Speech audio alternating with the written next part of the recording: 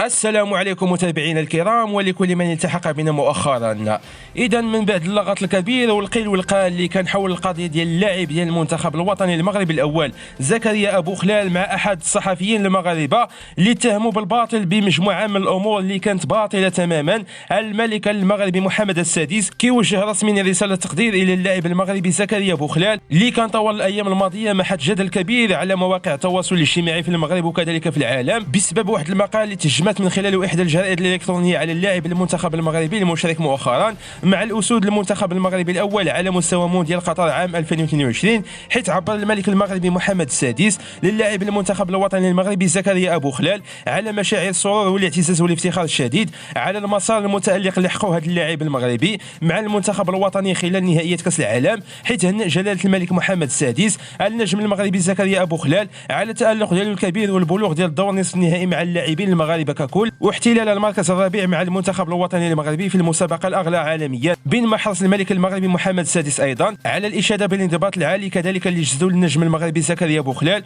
وهو كيمثل البلاد ديالو المغرب باكبر محفل كروي في العالم، قبل ما يعبر على الانبهار الشديد بالهدف الثاني اللي سجلوا امام المنتخب البلجيكي واللي غادي يبقى راسخ في اذهان جميع الشعب المغربي الى المستقبل. كان هذا هو الخبر ديال اليوم، كنتمنى انكم تشاركونا ارائكم في التعليقات، والسلام عليكم الى فيديو جديد.